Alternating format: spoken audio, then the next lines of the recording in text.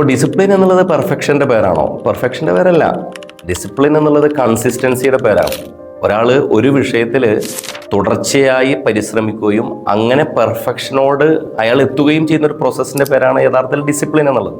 ഇപ്പോൾ ലോകത്ത് മൊത്തം അംഗീകരിക്കപ്പെട്ട ഒരു കാര്യമാണ് 100 hours തിയറി എന്ന് പറയുന്നത്. ഒരു കൊല്ലം ഒരാൾ 100 മണിക്കൂർ ഒരു വിഷയത്തിനായിട്ട് മാറ്റിവെച്ച് അതിൽ ഇൻവെസ്റ്റ് ചെയ്യുന്ന പക്ഷം, ടൈം ഇൻവെസ്റ്റ് ചെയ്യുന്ന പക്ഷം, അയാൾ അതിലേക്ക് ഡിവോട്ട് ചെയ്യുന്ന പക്ഷം ഏത് വഴങ്ങാത്ത വിഷയവും, മലയാളത്തിൽ നമ്മൾ കീറാമുട്ടി എന്ന് പറയുന്ന ഹാർഡ് നട്ട് ടു ക്രാക്ക് എന്ന് ഇംഗ്ലീഷിൽ പറയുന്ന നമുക്ക് വഴങ്ങാത്ത മേഖലകൾ പോലും അയാൾക്ക് വഴങ്ങിത്തരും എന്നാണ്.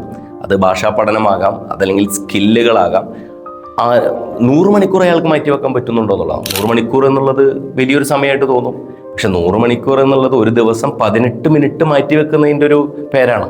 അപ്പോൾ 18 മിനിറ്റ് എന്നുള്ള നിങ്ങളുടെ ഡിസിപ്ലിനാണ് അതിലെ കൺസിസ്റ്റൻസിയിലേക്ക് നയിച്ച് നിങ്ങളെ അതിൽ പെർഫെക്റ്റ് ആക്കുകയും ലോകത്തെ ഒരു ടോപ്പ് 5% എങ്കിലും ആളുകൾക്ക് ആ വിഷയത്തിലുള്ള അറിവിലേക്ക്, ഗ്രാഹ്യതയിലേക്ക് നിങ്ങൾ എത്തിക്കുന്നത് എന്നുള്ളതാണ് നമ്മൾ നിരന്തരമായി ചെയ്യുന്ന കൊച്ചു കാര്യങ്ങളുടെ പോലും വലിയ പ്രതിഫലനം എന്നുള്ളത് നമ്മളോട് പറയുന്നത്.